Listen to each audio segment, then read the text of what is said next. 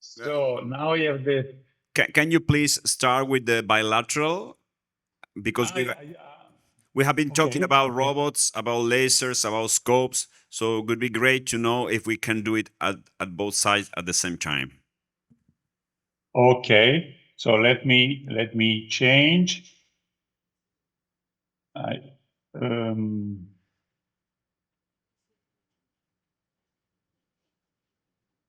Okay. Do you see my screen? Not yet. It's my computer is telling me that I'm sharing my Okay, just let my me ask. video. ¿Se puede ver la presentación del Dr. Giusti? Just a moment, Guido, please. Yes, no hurry.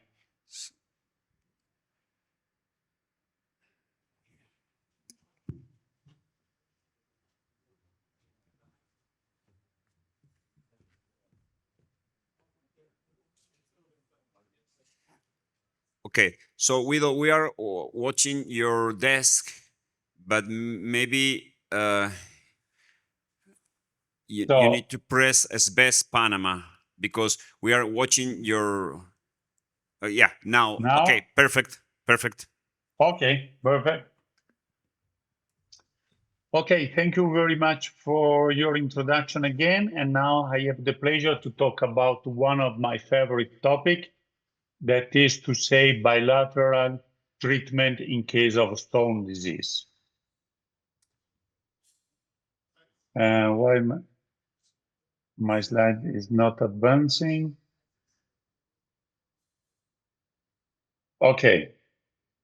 So first of all, I tell you that, of course, you have to consider that I'm really biased in this topic because we are really in love with bilateral surgery. And we are, I think, one of the centers that are pushing more this concept of bilateral surgery.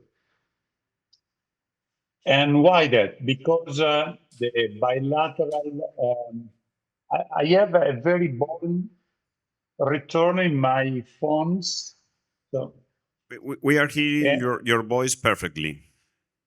Yeah, but I can hear you myself as a return, and it's a little bit disturbing. But I try to go on.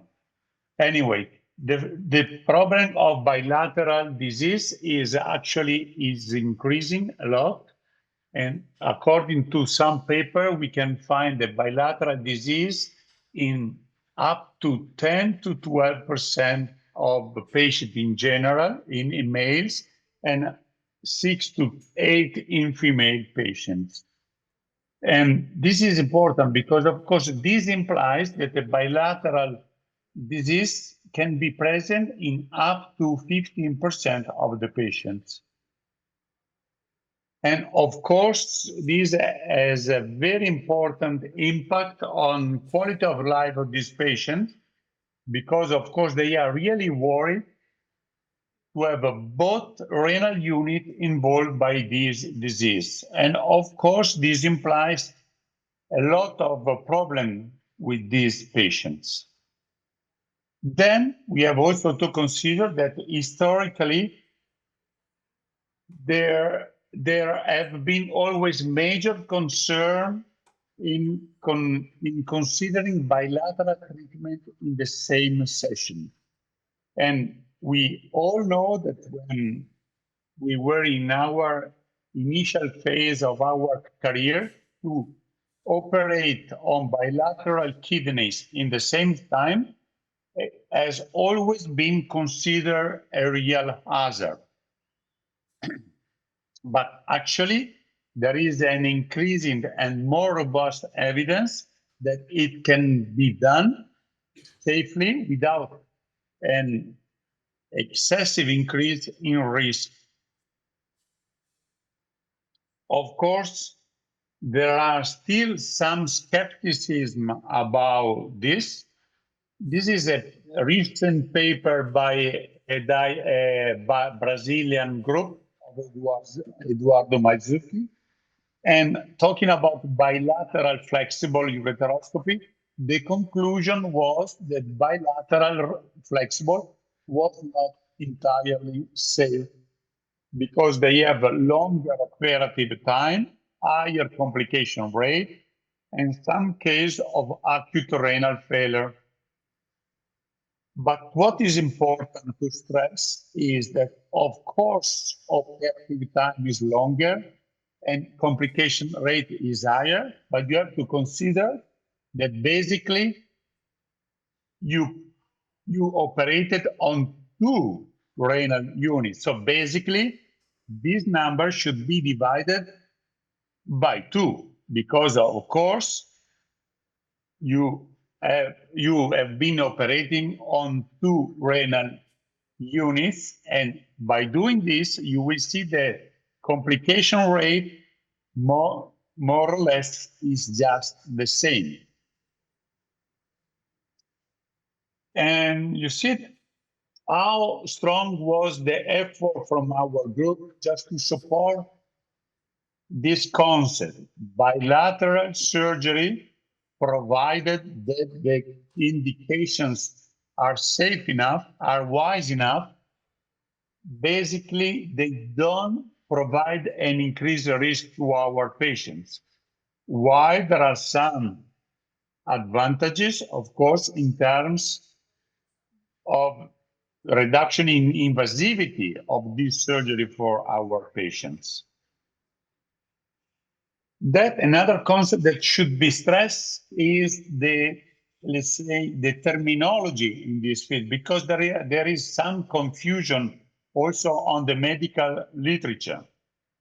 So bilateral surgery means that you take care of both renal kidney, but one side first, and then in another surgery, in another delayed surgery, you take care of the other renal unit. Then there is bilateral single session procedure. That means that in the same surgery, you take care of one side first, and when the first side is finished, you take care of the second side. Then there is bilateral simultaneous procedure. That means that both sides are treated in the same time by two different surgeons who operated in tandem, basically in the same time. And this is an important concept because the term simultaneous sometimes is intended as a bilateral single session. So the first time this simultaneous bilateral retrograde intrarenal surgery was published on urology, and look, this honestly was a little bit an exaggeration. You see, the two surgeons were performed flexible ureteroscopy in the same time. And you see that in this picture is clear that there are two ureteroscopes in the urethra of this gentleman operating together. Of course, this was a premiere and it gained some interest, but maybe the concept of simultaneous surgery in ureteroscopy is a little bit, let's say, extreme. And basically, at the end, it was basically abandoned. As far as I know, there are no other surgeons performing bilateral ureteroscopy simultaneously. While we have a strong support of SBS, simultaneous bilateral endoscopy, when dealing on PCNL on one side and flexible ureteroscopy on the other side. You know what is funny? That one of the surgeon that is against bilateral surgery is my friend Olivier Paxer from Paris, but in reality is the one that had the intuition for for the first time, and it was some years ago in my center, 2015, and he was the first to suggest me, Guido, tomorrow you schedule this case. Why we cannot perform a simultaneous bilateral surgery? And this was what we did. And you see in this historical picture, myself and Olivier performing the first case of simultaneous bilateral surgery. And we were good enough to publish this on urology in 2016. So this is the position that we use for simultaneous bilateral surgery. Basically, is the same that we use for supine position. And you see, this is a position that we published in the past. And basically, there is the patient in supine position with a mild inclination and with some room to perform also a simultaneous flexible ureteroscopy from below. So in case of simultaneous bilateral surgery, organization of the OR is of uttermost importance because there is a lot of technology inside our OR, and this organization should be really systematic because otherwise our OR can become a mess. So you see how important is the organization, especially if you consider a case of a mini SBS performing mini PERC, because in this case, you need also two lasers machines to operate simultaneously. So the first step is to gain access to both renal units. And this is, you see my coworker, the Silvia Proietti, starting the procedure from below by placing an occlusion balloon on the side of PCNL, ureteral access sheet on the side of flexible ureteroscopy. Look at that. Patient is ready to start. Ureteral access sheet on one side and occlusion balloon on the other side.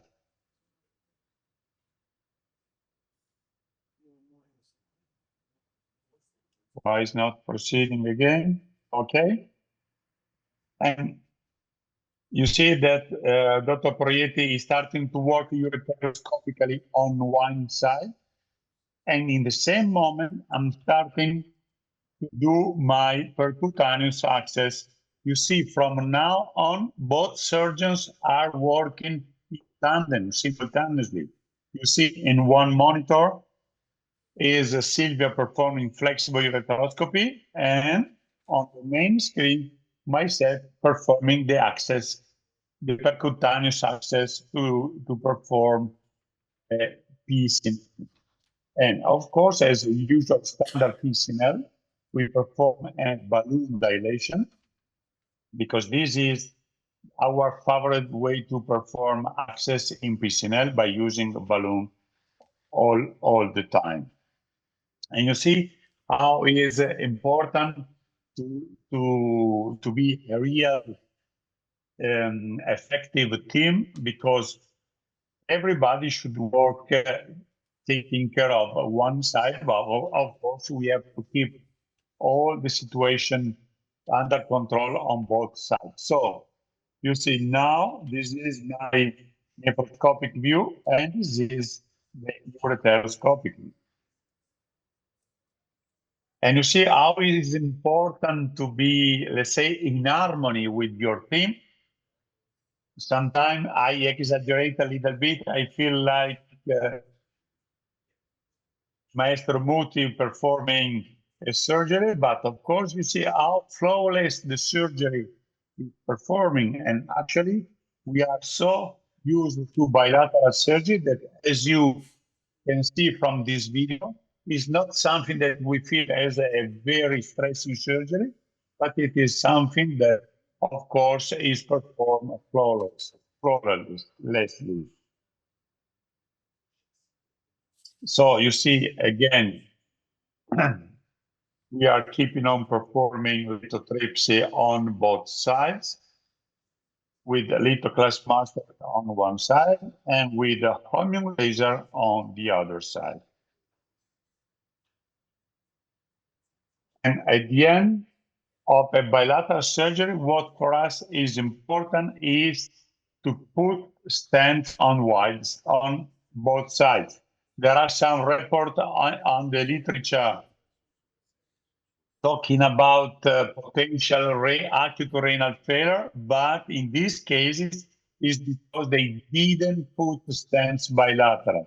If you put stents bilateral, the risk of having acute renal failure in our series is really 0%. So this is our publication that we are very proud of, is on European urology. It's the first time that this name, simultaneous bilateral endoscopic surgery, SBES, appeared on the medical literature. And you see that basically we were able to achieve a satisfactory stone-free rate of 74% with a complication rate that is basically as high as the one of normal single-side surgery. Then this is a second publication from our group with more than actually 100 patients. And basically, we were able again to demonstrate that if selection of the patient is wise enough, basically, we are not giving an extra risk to our patient. And we are very convinced that in case of bilateral surgery, this is the way to go.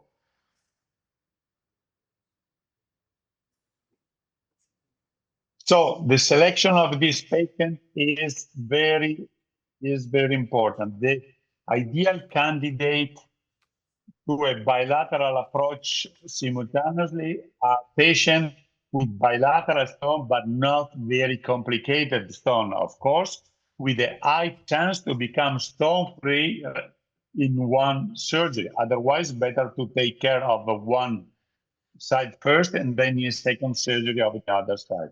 Of course, we don't have to put patient on bilateral surgery if they have history of urinary tract infection. And of course, patient should be really motivated toward this bilateral approach. The advantage, of course, is that basically in the same time, in the same amount of time of a single side surgery, you take care of two sides, and of course there is a reduction in overall time, and of course also less hospitalization, because there is also a cost saving for the hospital, because of course you use the same equipment to take care of both sides, and also less lab samples, less radiological imaging, because you take care of both sides. And there is also a reduced time to work because you take the patient in the hospital only one time. Of course, you need an important technological supply, and of course, you have to be lucky enough to have a good team. To do a good bilateral surgery, minimum need 3 doctors, if not 4. And I know that not everybody can afford to have 3 doctors for one surgery. There is also a problem in terms of coding, because remember that at least in Italy, but as far as I know, it is more or less all over the world, the second surgery is reimbursed only 50%. But of course, what you lose because of coding, of course, you recover because you occupy the surgery only one time.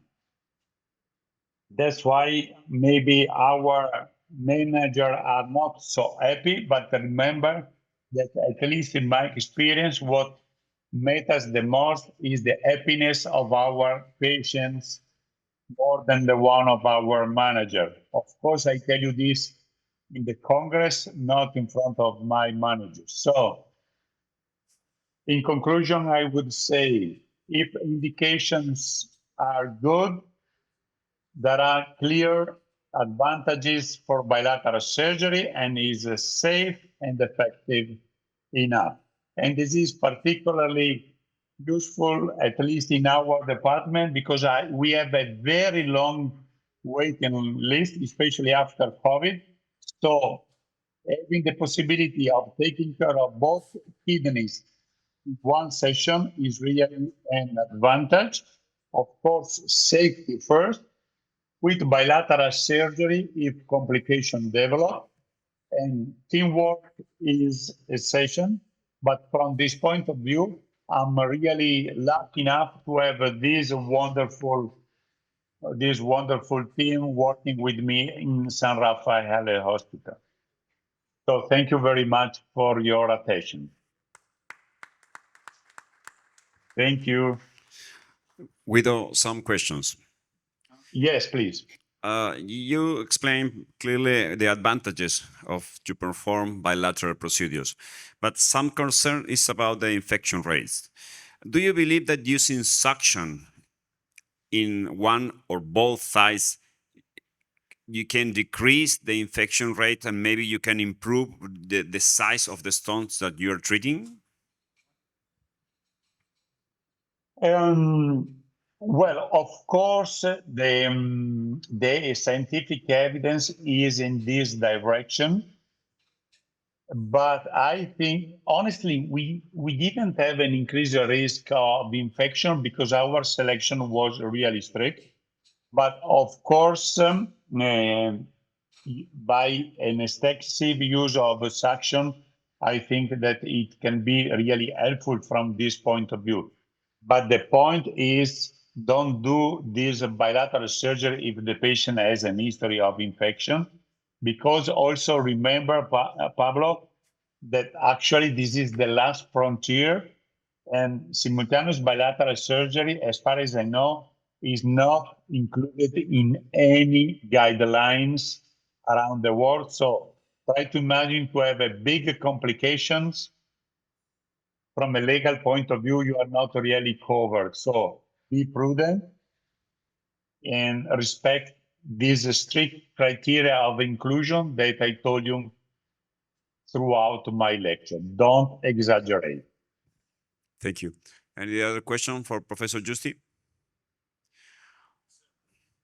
Well, Guido, this morning we were talking about that it seems that today everything can be solved in retrograde fashion, but that's not true.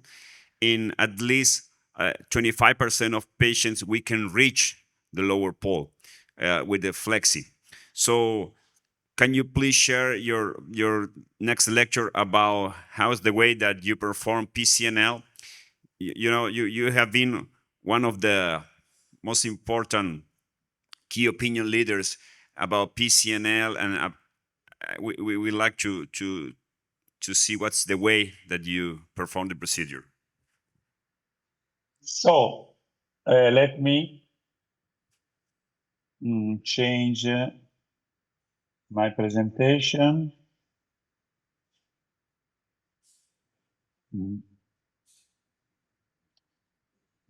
Interrompi condivisione.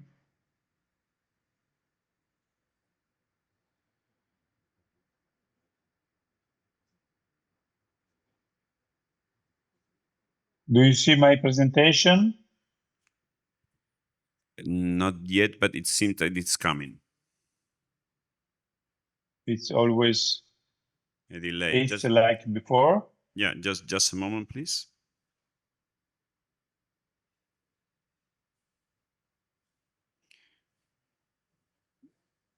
Yes, Okay. yes, perfect.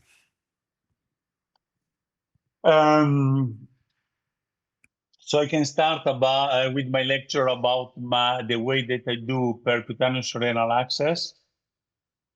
But firstly, I want to comment on your provocation, Pablo. I know that you are one of the strongest supporter of this concept that PCNL is about to die. And I can only tell you this, that the more you and all the other surgeons are delivering this message that you can do everything ureteroscopically, my business is going to increase, at least in Italy, because only few doctors are able to do a good PCNL, and there is still a lot of need for PCNL. So please go on delivering the message that PCNL is dead, so that my business is supposed to increase also in the next years. But having said this, let's focus on percutaneous renal access. My way is X-ray guided, of course, in supine position. So an ideal puncture, in theory, for a good PCNL is like it is represented in this drawing. You see, this is a so-called transpapillary puncture. That means more or less in the center of the papilla, in order to spare these small arteries, that they are small, but they can cause severe bleeding.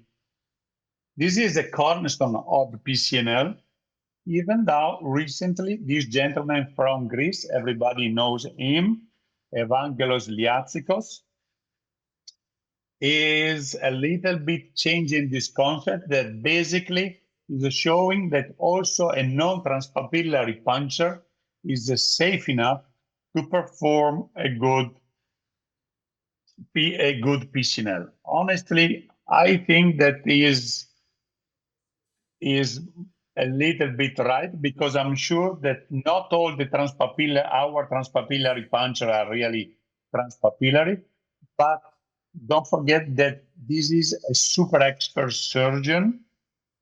So I think that for a beginner, the concept of transpapillary puncture should be respected.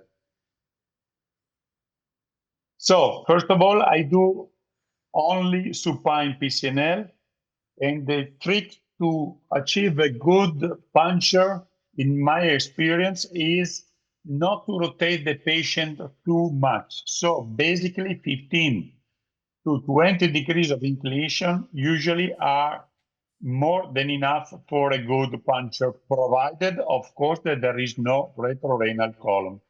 So this is our position. You see that we place this swimming noodle under the flank of the patient in order to have to gain only a mild rotation of the patient. Remember, the less you rotate the patient, the easier will be the puncture. These are our landmarks: posterior axillary line, iliac crest, and 12 rib. Why this posterior axillary line is so important? Because at this level is supposed to have the reflection of the peritoneum. It means that, at least in theory, in the normal patient, behind this line is supposed the column is supposed not to be there. Again, this is the position that we see before. So why in the beginning the supine position was considered so dangerous when compared to prone? Because in the beginning, in the pioneering era, when CT scan and ultrasound was not present, there was this concept that the risk of puncture in the column was higher in supine. In reality, this is not true. Look at this publication. Radiology 1986 was the first to demonstrate that this is not true. A retrorenal colon was present in 2% of patients in supine, while up to 10% in prone. Of course, if you have a case of retrorenal colon like this, supine is risky, but also prone is risky. But look at this paper, again, 2001. It was already clear that the retrorenal colon was present in a higher rate in prone position rather than in supine, especially on the left side. Again, consider also this concern that was demonstrated by my friend Eduardo in his paper, that the problem in prone position is that most of the time CT scan is performed with the patient supine. And of course, there are some change of the anatomy that should be always taken into account. And this is rather intuitive. If the patient is supine, of course, this is what happens because of gravity. In supine, the kidney tends to move down and the colon tends to move up, rendering the window for our puncture bigger. While the opposite happens with the patient prone, where the gravity will move the kidney down and the colon up, increasing the risk of having a transcolonic puncture. But the reality, we don't have to exaggerate with this problem because these are the majority of patients where the colon is really far away from the trajectory of our puncture. And most of the time, you see, you can have a good access to the kidney, stay away from the colon. So this is the way that I do my puncture. Somebody consider me a little bit old-fashioned, but I always use the occlusion balloon in the standard PCNL because, of course, I can get a more dilated system. And for me, puncture and dilated system is easier when compared to a non-dilated system. So occlusion balloon is easy, helpful in getting a more dilated system. So I start my puncture with the CR at the 0 degree. And look at this. This is a crucial point. With the needle parallel to the floor, most of the time you enter the targeted caries at the very first effort. Believe me, it happens in more or less 80% of times. 80% is not 100%. So sometimes you have the problem. The puncture, like in this picture, is correct in 2 dimensions, but there is no urine coming out from your needle. So we have to do triangulation. Basically, we rotate the C-arm 30 degrees toward the head of the patient. If by doing this, the needle will move down, like in this picture, it means that our puncture has gone anteriorly, the opposite, okay? So you have to retrieve the needle back and to move the needle down to be more posterior. Vice versa, if by doing this, the needle will move up, it means that our puncture has gone posteriorly. So basically, you have to retrieve the needle to move the needle up and to get the access again. It's very easy and very effective. Now I will show you this video that we recorded during a course that we organized at our center. See, this is a puncture, but you see that with the needle, I was not moving the kidney. So basically, we are not in. So I asked my nurse team to rotate the C-arm 30 degrees to the head. So you see that the needle is very below. So our puncture was too anterior. The difference is very big, so I decided to move the needle up. And you see, now I'm moving the kidney a little bit.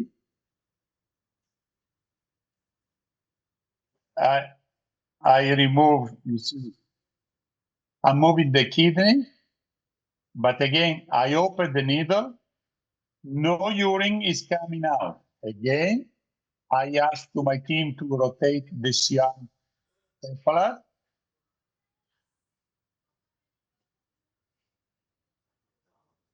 And you see that it's still a little bit below. So our puncture is a little bit anterior. So I retrieve the needle.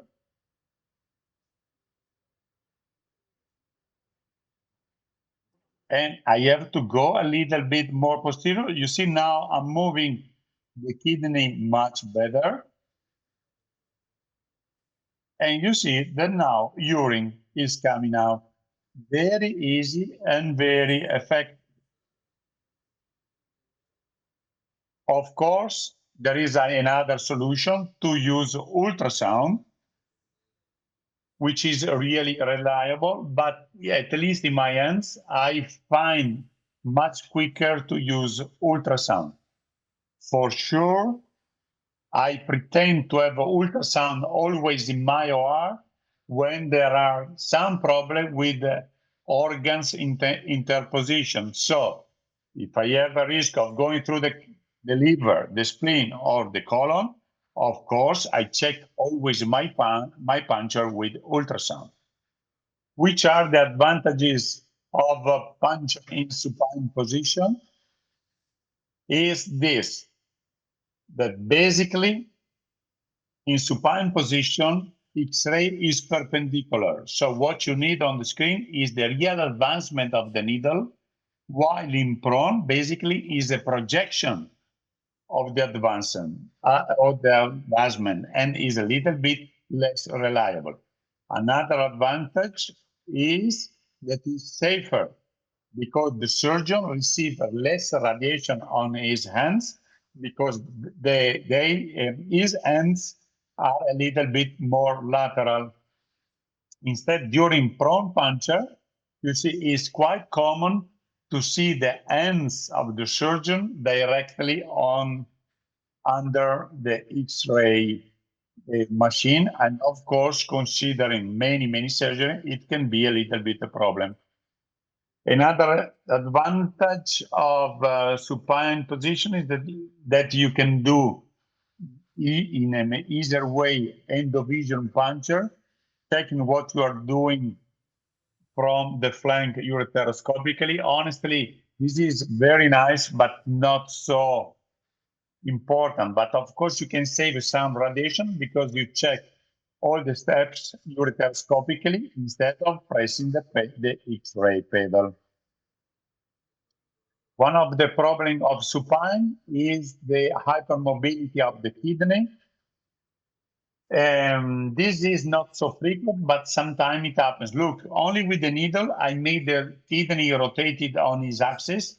When I have this problem, it's the only case in which you can see my hands on the X-ray monitor because I do a contra pressure with my hands on the belly of the patient just to stabilize the kidney.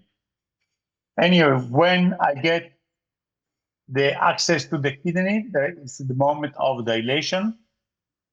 You can use all methods, but for sure, in my hands, my favorite way is to use balloon dilation. I think that it is much faster and more respectful for the kidney.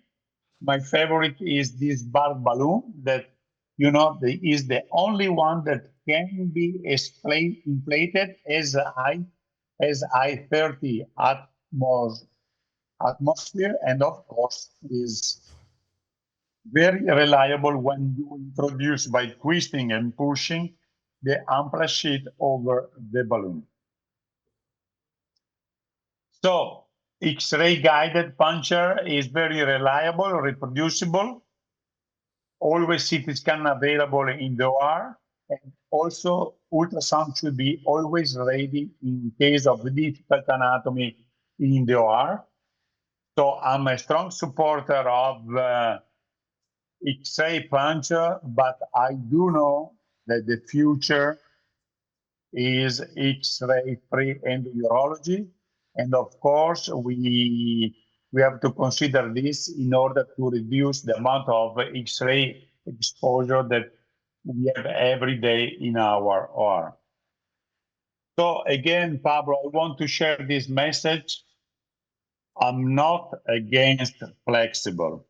Don't forget that in Italy, I think that I am still the one that perform more flexible, but I'm strongly convinced that flexible ureteroscopy is for small to medium size stones that, by the way, are the majority. But we have still a lot of super big stones, and these cannot be treated other than with the PCNL, especially after COVID, that we have a very long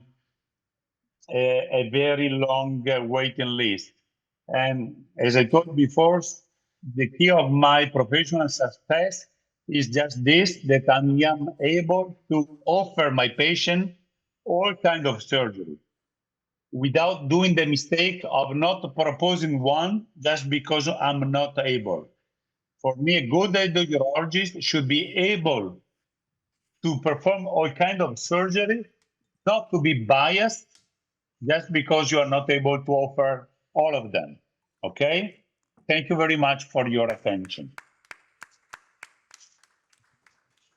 We fully agree with your final message. And can you imagine in Latin America, where the people and the health system is not the best one? So there is a big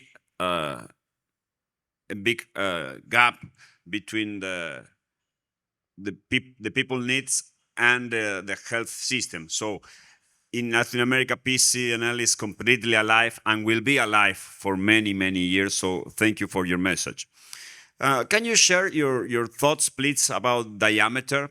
Because you in the last time that we were together here in CAO, you did a comment about standard PCNL and what you thought and what you're thinking now. So can you share your thoughts about diameter in PCNL, please? This is a super nice question because we usually use standard PERC, but what is standard in Italy is not standard, for example, in the United States. You know that in the United States, standard is a 30, basically. I would say that the new wave in Italy, and I would say all over Europe, standard is considered 24 French, and the reduced diameter is considered mini PERC. So in my hands, standard is 24 and mini PERC is 18 French.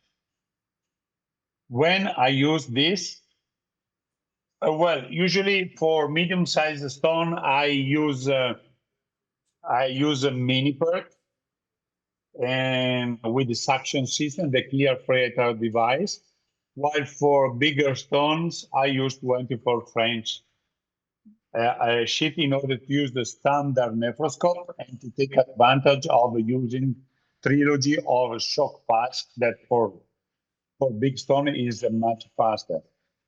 Having said this, yesterday and today, we operate on 3 super big stones, and I had to perform 30 French accesses just to speed up the little apaxis. So, of course, we have always to be ready to change our strategy.